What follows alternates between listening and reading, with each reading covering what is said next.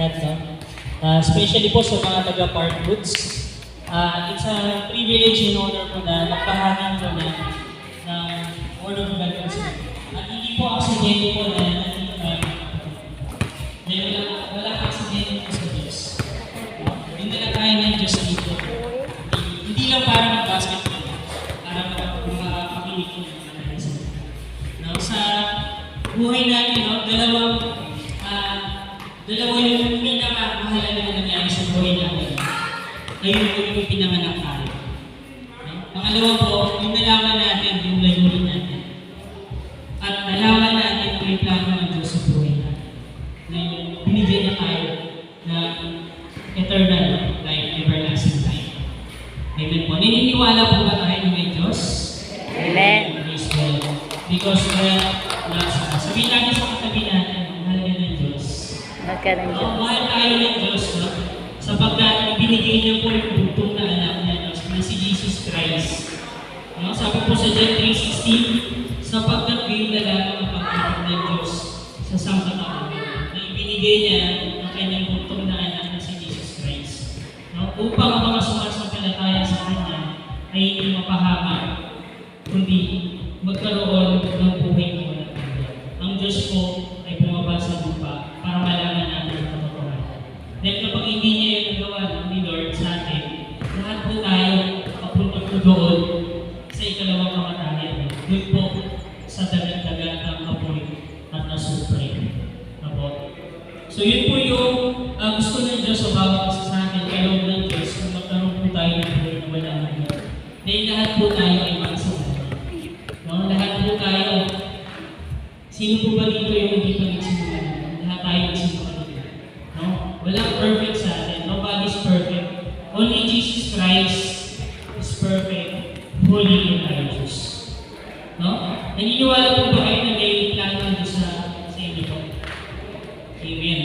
Dahil ang plano ng Diyos, no? Nandito po kayo sa harapan. No? Nag-serve din Taylor. Sabi po sa Jeremiah 29:11, for I know the plans I have for you, declares the Lord. No? Plans to prosper you and not to harm you. Plans to give you hope in the future. Lahat po tayo ay may plano po ang Diyos sa atin. At yung maganda po doon, yung goodness of God, is yung prosper na sinabi niya. Yung prosper po na punong-puno ng pag-asa. Kaya wala po tayong karapatan na mawala tayo ng pag-asa. Dapat may pag-asa po sa buhay natin. No? Minsan, no, yung mga disappointments, yung mga frustrations, distractions, no, struggle po natin, nangyayari po yan dahil pinahintulutan ng Diyos. Hindi po para mag-burdens tayo. Mangyayari po yan, pinagkaloob ng Diyos, pinahintulutan niya, para maging matatag po tayo. Amen po. And never lose hope, mga kapatid. Minsan po kasi tayo, yung kasalanan natin, yung ginagawa, no, yun na tayo namumuhay. Minsan, yung kasalanan na yan, yun din po yung iiwaling sa atin sa Panginoon. Tama po ba?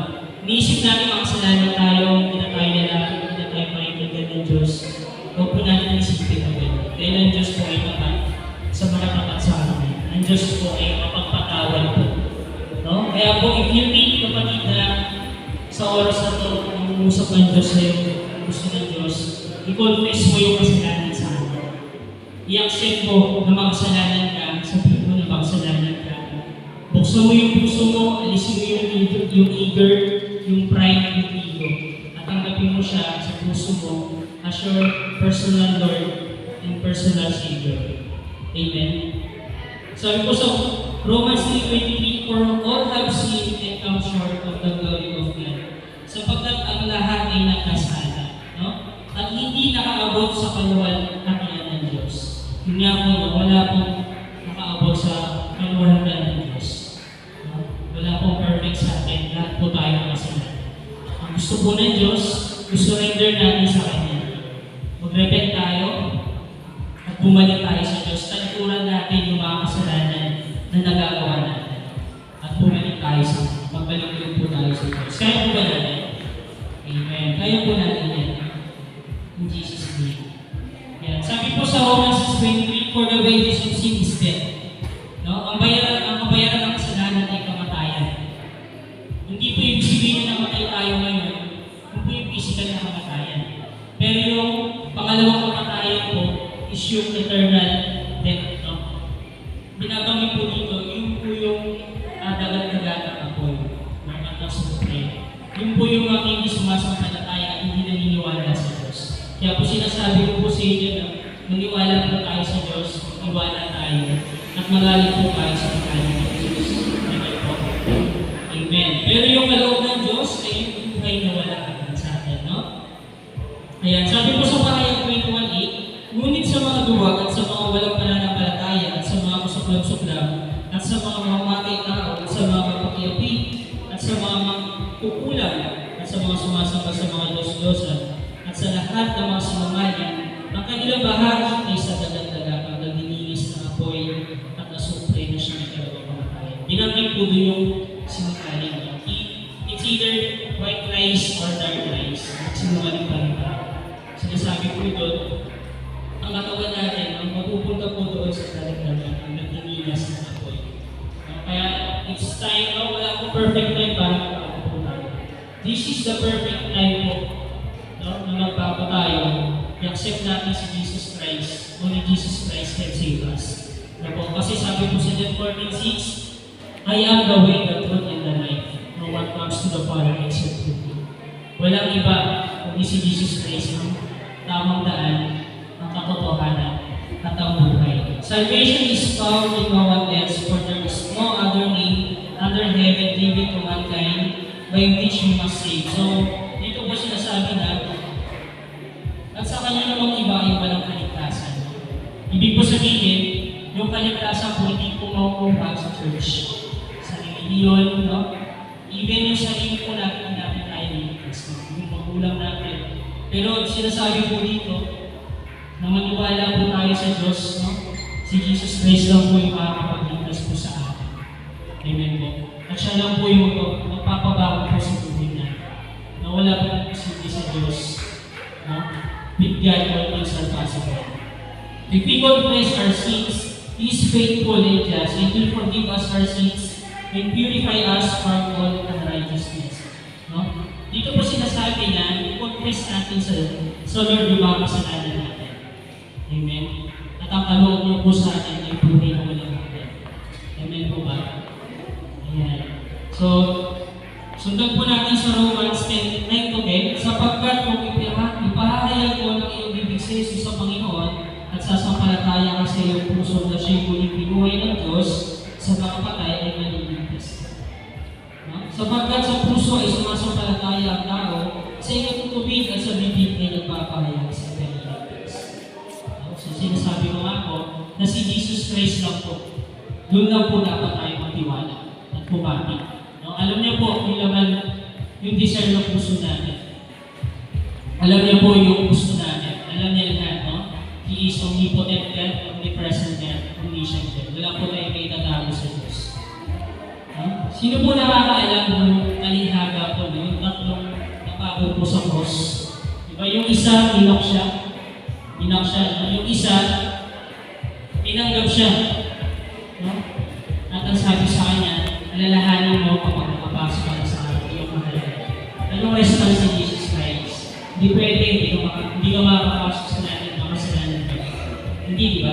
Nasabi sa kanya, alam na Diyos na rin kapag mag-confess, in-accept niya si Jesus Christ, in-acknowledge niya yung presensya ng Diyos. And then, ang sagot ni Jesus Christ, ngayon pa lang natutuhan ang sinasabi ko sa akin. Sasama lang kita sa akin.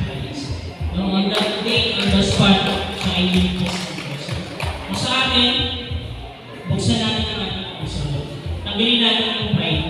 Accept natin si Jesus Christ ang buhay natin. At magkakaroon tayo ng kaligtasan. Amen po. Sabi po dito na ito ako'y nakatayo sa pintuan. At kumakatok, kung sino man ay makanulig ng aking tinig at buksan ng pintuan, ako'y papasok sa kanya at ako'y hakapang nakasalo niya at siya ay sa puso. Amen po. Ang tanong po kapatid, mapapasok niyo po ba siya sa puso? No? Sige po, let's come closer po. Magpipili ko po kayo. Ayan. If you think po na may mga pinagdadaan ng mga kapatid, gusto palagay mo na may balakid para lumayo ka sa Diyos, i-confess mo, pati yung usap sa iyo si Lord. No? Sabi niya, come to me, all you who are weary and burdened, I will give you rest. Lapit mo sa Kanya lahat ng burdens mo, lapit mo sa Kanya lahat ng distractions sa buhay mo, lapit mo sa Kanya yung disappointments mo, yung frustrations mo, yung struggles mo sa asawa mo, sa mga anak mo, sa trabaho mo, sa negosyo, sa pera, sa utang, even sa sarili mo, no?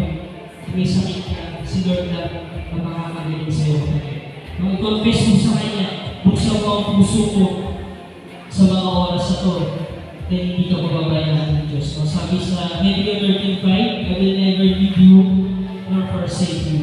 No? At mas lalo ang pagpapalaan ng Diyos. Sa oras na ito, buksan mo ang iyong puso, tanggapin mo siya bilang iyong Panginoong Diyos sa sarili mo na dapat. No? Sabayan mo ang kapatid, lumalang ng Diyos, lumalapit po ako sa iyong harapan. Humihingi po ng tawad sa lahat ng aking mga kasalanan. Inaamin ko na ako ay makasalanan. Mahabag na sa aking Panginoon, lumalapit ako sa iyo.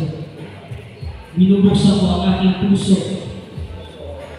Tinatanggap kita bilang aking Panginoong Diyos at sarili kong tagapagligtas. Manahan ka sa buhay ko, magmahal. Ikaw ang mag-try ng buhay. Naalin ko ang buhay ko sa iyo sa pangalan ni Jesus. Amen. Lord, salamat po sa araw na ito, sa pagkakataong ito, Panginoon, na dinala mo kami dito, Panginoon, upang mag-share po ng iyong salita, Panginoon. Lord, nawa ang salita mo ito ay manahan, tumimo sa aming puso, sa aming isipan, Panginoon, magkaroon po ng application at pagbabago sa aming pamumuhay, Panginoon. Nawa ang salita mo ito ay maging kalakasan, motivation, inspiration sa buhay natin, Lord. Na balang araw, Panginoon, kami po ay magpapagaling sa iyo bilang iyong anak at personal namin tagapagligtas. Lord, dawa ang pagpapala mo, biyaya mo, ang maghari sa bilang mo, Panginoon. And yung Lord, lahat ng gawa ng kakaway, Lord, Jesus name, nalisin mo po sa lugar nito. At nawa ang iyong banal na salita, ang manahan, maghari sa lugar ng Vilago Park Woods, Panginoon. Pagpalaan mo po ang bawat isa, Lord, gata mo po ang mga papunta, safe and sound, makarating dito, Panginoon. At nawa, Lord, magpatuloy po kami na maglingkod sa iyo, Lord. Lahat ng ito ay tinataas po namin sa pangalan ni Jesus. Amen.